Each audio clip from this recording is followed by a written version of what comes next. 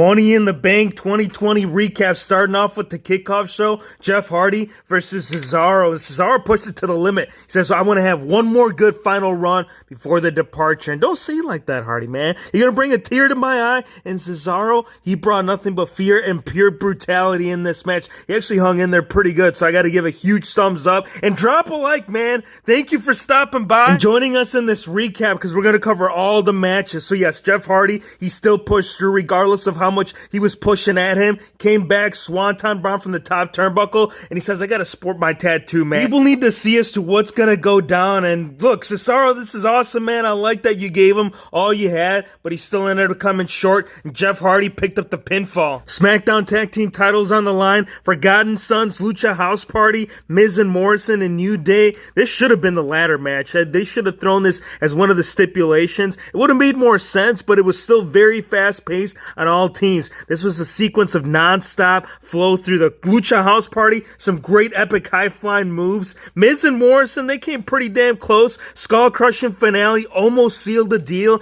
but it came down to the big ending, and Grand Metalik, all he could do, man, is just look up to the stars. But yes, Kofi and Big E retain. MVP wanted to lace up the shoes one more time. He wanted to step into the ring versus RTruth one more match, and he did. He put everything on. He was ready, right? He had his Gatorade prior to the match. He was all set to go. Matter of fact, there was a little argument and dispute prior to this even starting. They never even got a chance to start, and they said, you know what, we need to take a night off. Like, I know I'm out here, and I'm supposed to be challenging you, but Bobby Lashley, he's like, you need a night off, bro? He's like, yeah, why not? And then RTruth even asked it. He's like, bro, why aren't I getting a night off? Can I get a night off? He didn't. He actually got the opposite. Lashley speared him, and it was a 1, 2, 3, and it was a filler, just something to kill the time until the actual title matches that are scheduled following. Lashley right here, originally scheduled MVP, picks up the win. Tamina getting one more chance, one more opportunity at the SmackDown Tag Teams Champions, but numbers game. It's always one of those things that it's either going to work or it's not.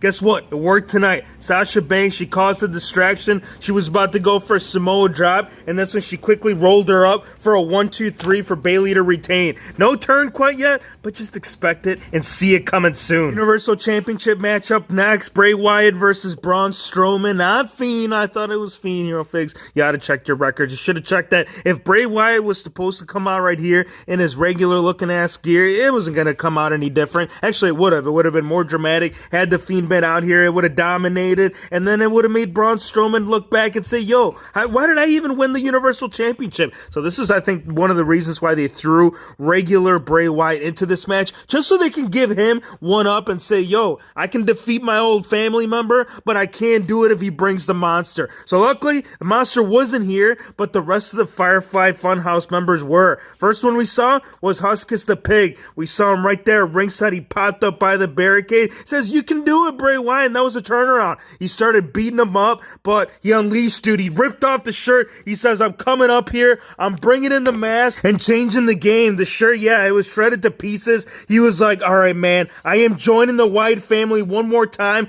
I'm opening in my hands, wide open hands. And Bray Wyatt was just geeking out, man. He was tripping on something. I don't know what it was. I wish I knew. If I knew, I'd be like, yo, what's going on with that? Well, guess what? Opposite. He took off the mask, threw it on the ground, stomped on it, power slam, 1, 2, 3. Big Braun retains the Universal Championship. The pressure coming to a boil as the WWE Championship. Will he get a successful title defense at his very first pay-per-view? He better. If he doesn't, we're gonna have some problems. How do you go in that with over your head, man? And you know Rollins came with a strategy plan. If the Claymore has been the one to eliminate the Beastie out of the Rumble as well as to capture that championship, what do, man? You go to the drawing board. You go ahead and write it up. You see what works out. And will he? I don't know. He worked on the leg all night. It looks like it was actually affecting him to the point where it's like, all right, man, I can sneak in here, capture the win, go for a curb stomp. He did, but it was no success. He kicked out. Steel chair was even brought in midway through. But Rollins knew that he was risking the chance of getting disqualified. So quickly he got taken out of the equation. And Claymore, it came strong. When it did hit that chin, Rollins is like, oh crap, man, here's the point of no return. How the heck am I going to kick out? He didn't. He captured the 3, and that's how the man walked away as still WWE champion. So not only were we getting the very first match right here at HQ for the Money in the Bank,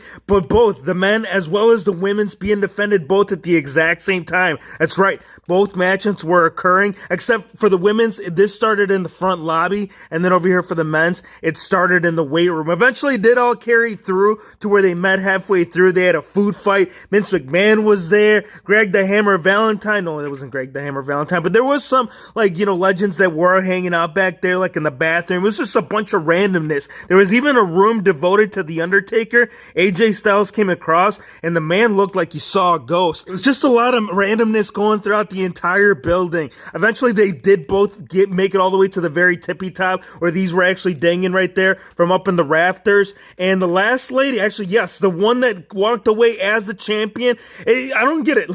Even though it was their own match and they had their own thing going, it didn't make sense that when Baron Corbin was climbing up the ladder, Asuka was right there and knocked him off his ass, and then she ended up capturing right here the women's Money in the Bank, and the match still carried through because we still have yet to determine as to who was going to come out right here for the men's. And guess who did it? It was your man, Otis. He was breaking every single step as he was coming up that ladder, but he made it all the way up. Actually, he didn't. AJ Styles did, and it started fumbling because there was interference by Elias. He hit right there. I think, it was Corbin on the back, and then this came crashing down, and he caught it right there in midair. It was like a football fumble, and Otis became the Money in the Bank champion. How did you guys feel about this? Do you think they should have done it all as an individual match, or do you think it played out well having both kind of being all brought together all at the exact same time? Very intriguing. I gotta say, I had a lot of fun watching this. There was a lot of laughs in between. I think that's what they were trying to mainly go with. And for me, the way I'm seeing this, dude, it was a huge success. I want to thank you guys for watching.